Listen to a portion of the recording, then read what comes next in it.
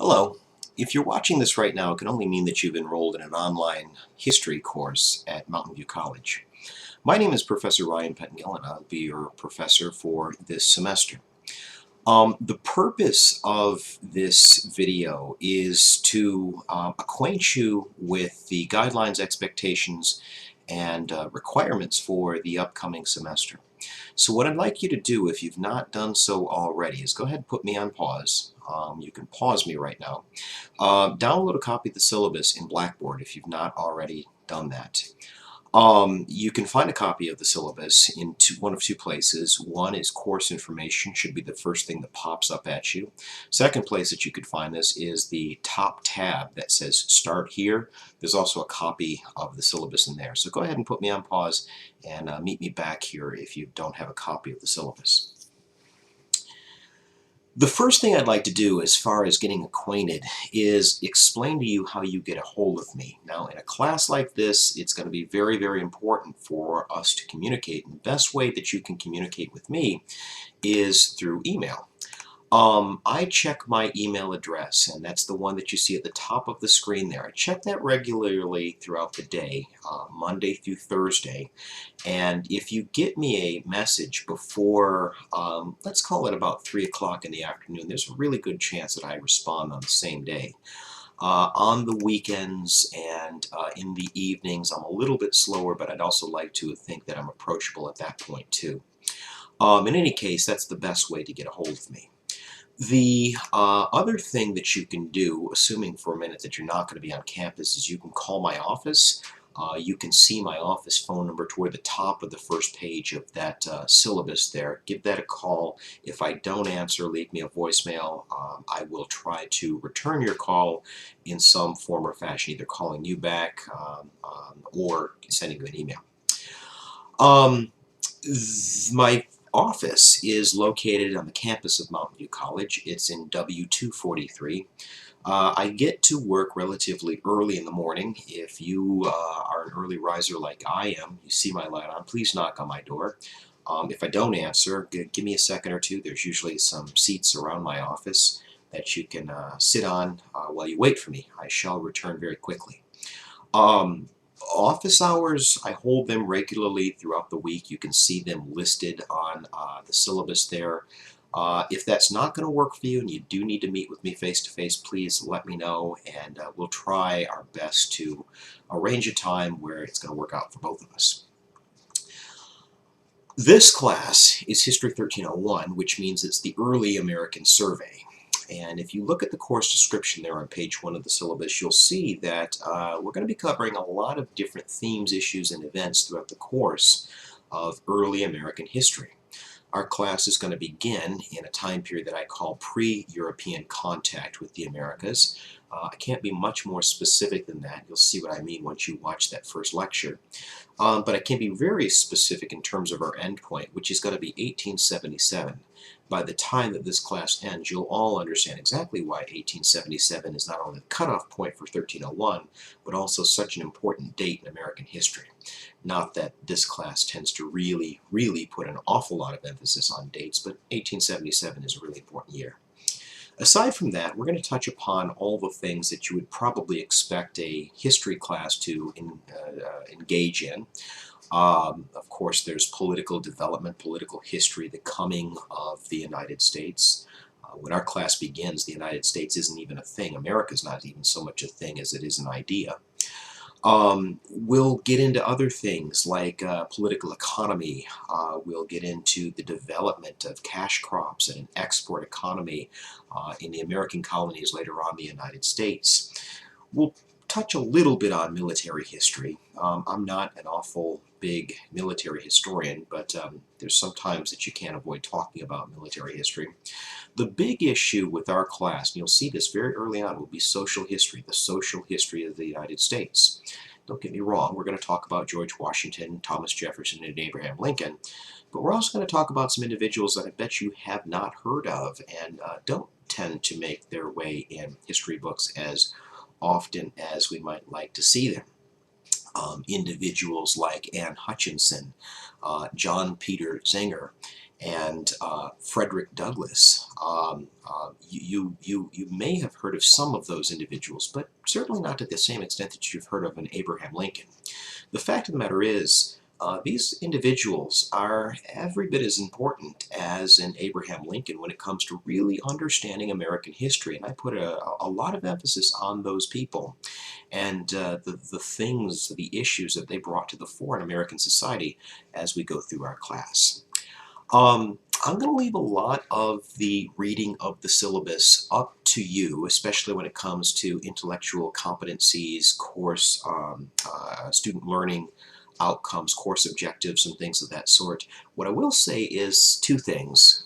Number one, I hope after completing this class, you are a better reader, you're a more critical reader, you're a better writer, you're a more competent writer, and generally speaking, you're a better thinker. I know that sounds almost generic, but I'm hopeful that this class exercises your brain enough to the point where you emerge as a better student than before you took the course.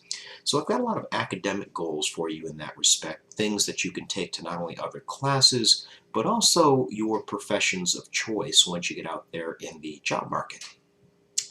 The other thing that I hope to do is kind of pique your political curiosity, your consciousness, and I don't necessarily mean that in the context of Democrat or Republican. That I could really care less about.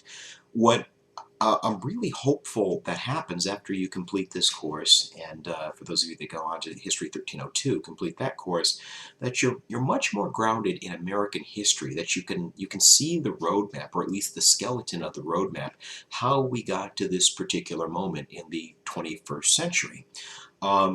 This is important for a number of different reasons, but in a society like ours, which is a democracy, a democratic republic, it's very important that we've got a citizenry that's actually educated, especially when it comes to things like civics, and I would certainly put history in that category when it comes to being a well-rounded, educated citizen that has to make informed decisions at places like the ballot box.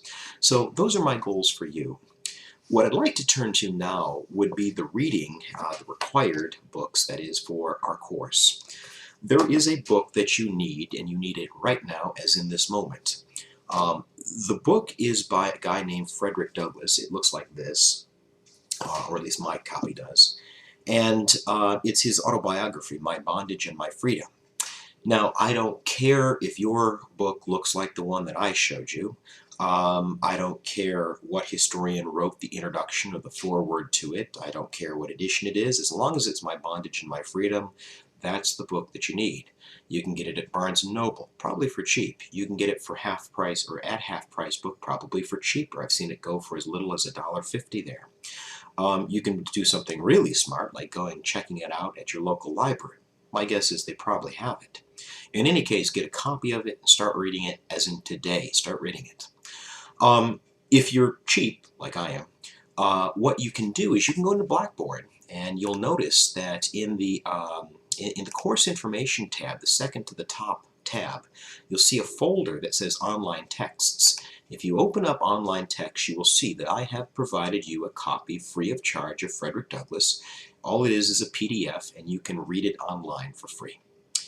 I'm hopeful that that helps. Even if you don't have it right now and you don't plan on having it for a day or two, you can at least make some progress to that end. The second book that we're going to use is this one right here. It's called Voices of the American Nation. You'll notice that it's been abbreviated in your syllabus, and it just says TAN, The American Nation. You can get a copy of that. Probably it's best to go through the Mountain View College bookstore. I had this thing custom made, meaning that it's tailored to fit our class exclusively. The good news is it's not very much money. I'm pretty sure that you can find a copy of it for under $20. I've been using it for a few semesters now, so I'm hopeful that there's plenty of used copies available.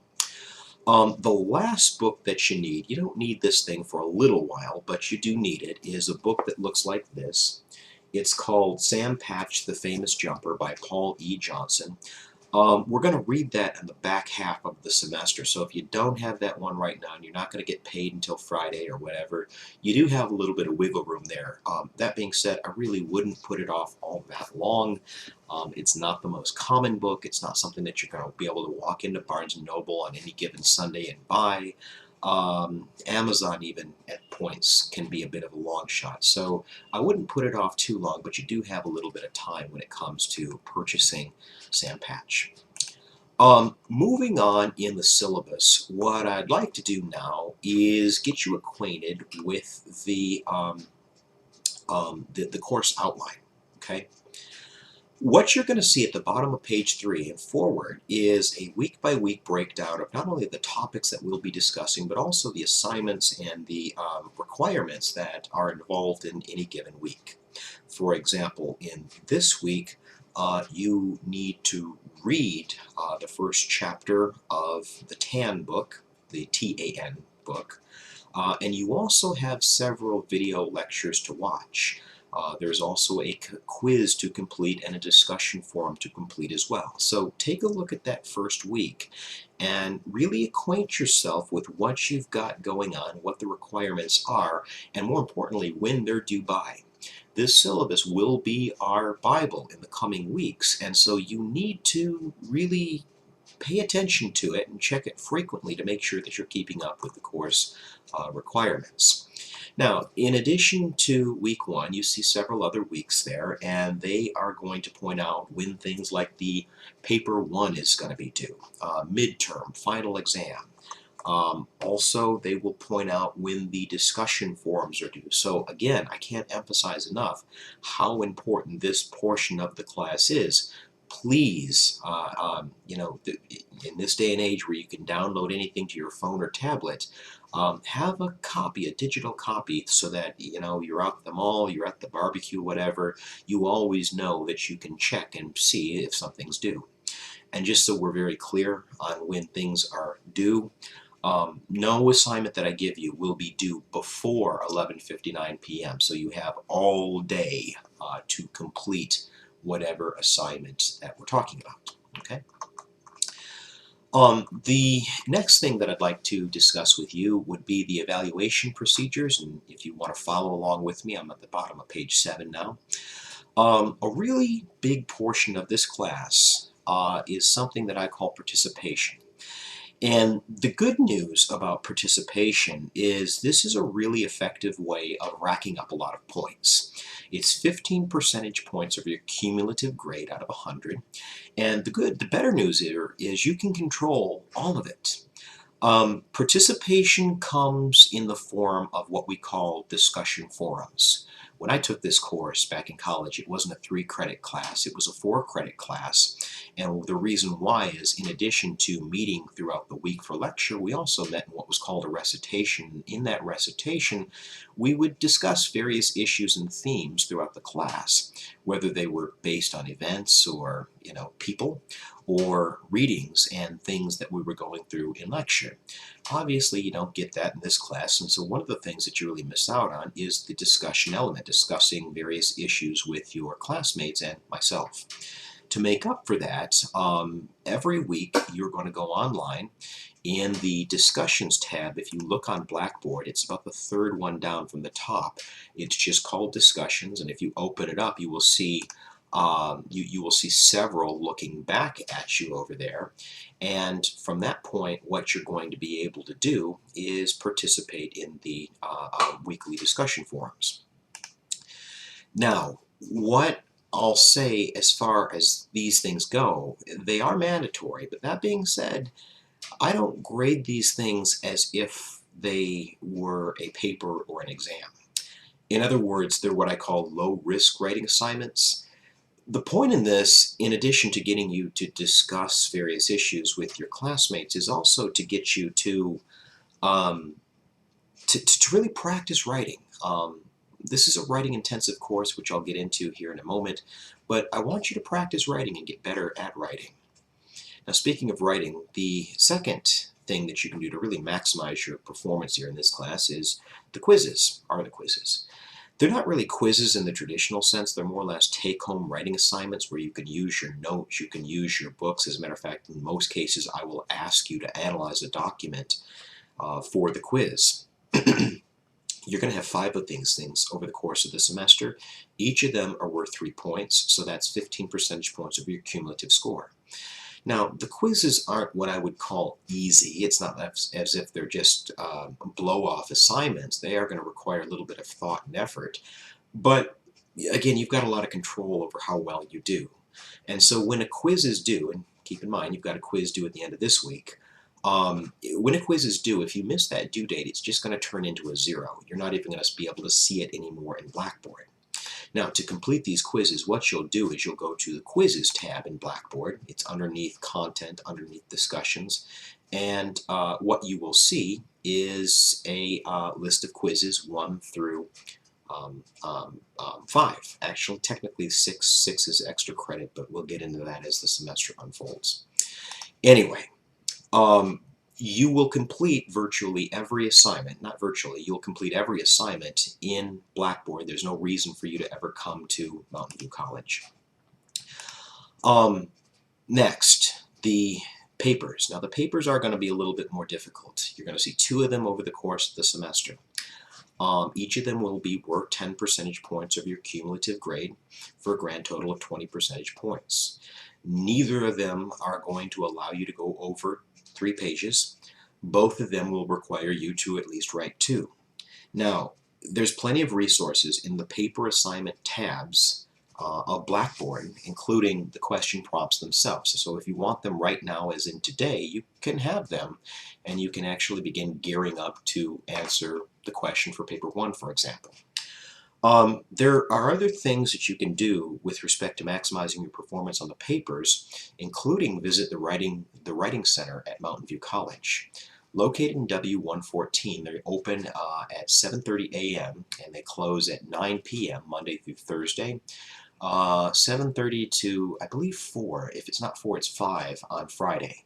So there's a lot of flexibility in terms of making it in, and as you'll find out, I very, very much encourage you to take advantage of this writing center. It's free of charge, and you cannot help but to write a better paper by taking your rough drafts over there to the writing center. Lastly, there is 1 midterm exam and there is 1 final exam in this class. Both of those exams consist of a combination of multiple choice, short written answers, and 1 long essay that'll walk, talk, act, and feel an awful lot like papers 1 and 2. In other words, it's going to be an argumentative paper. Just like the papers, you can see what I'm going to ask you, the essay questions, in the Exams tab of Blackboard by downloading the midterm and or final exam review guides. We'll have more explanations as to what to expect for the exams as those dates approach. But in any case, that's the class in a nutshell. You see the grading scale on the bottom of page 8. I do not grade on the curve. Now, if you're at a 91.5, yes, I do round up to 92, but please don't employ the grenade strategy. Close enough is good enough. There's a few other things with respect to late quizzes, late papers, the completion of the exams in order to pass the class. I very much advise you to familiarize yourself with the rest of this syllabus before we go any further. The last thing that I want to mention would be the writing intensive course. Okay, this is a writing intensive course. Good news. I don't approach a writing intensive course any differently than I approach any other course that I teach here at the college. In other words, I always emphasize writing. There's no way to get around that. If you take my class, you're going to write. The better news is that once you complete the class, you can't help but to be a better writer, because the more you do something like writing, the better that you are at it, because you're going to have more practice. The best news, however, and this is a very good piece of information to keep in mind, those of you that complete the class with an A, right, 92 or better, that's all you need to do is get to 92. You will receive honors credit. You don't need to do an extra project. You don't need to jump through another hoop. As long as you complete it with an A, It will show up on your official transcripts as completing the course with honors credit. You will receive a special tassel for completing it, if those of you that want to walk in Mountain View College's graduation. So my point is, there's a lot of incentive to do well in this class. And to that end, there's a lot of different ways, there's a lot of different roads and avenues to get to 92. I don't need you to ace both exams. I don't need you to essentially wow me on any given quiz or paper. As long as you keep up with your requirements, and generally as long as you're putting a good wholehearted effort into everything that you do, there really isn't any reason that you can't end this class with a very good to excellent grade. And my goal for this semester is not only to have all of you complete. I want 100% completion for this class, a C or better, something that transfers to a four-year university. It's not just that. I want you to complete this class with a grade that you're happy with, right? Not just something that's going to transfer over to some other university, but something that you're happy with, and better yet, you're proud of. Okay. So with that being said, I'm very excited to work with all of you. I hope this segment has been informational and you got a much better idea as to what to expect from this class. And lastly, I very much hope that you'll go ahead and watch the other video in this tab of Blackboard. It's in course informational, so start here. How to be successful in this course. I've uploaded another video which will explain to you in a little bit better detail various things that you can do to kind of work smarter and not necessarily harder. It's only about 15 minutes long, so if you have an opportunity, I really highly recommend taking a look at that. That being said, if you ever have any questions, whether that's now or later in the course, you know how to get a hold of me. Again, I'm very much looking forward to this semester, and I'm hopeful that you are too. So let's hit the ground running. Good luck.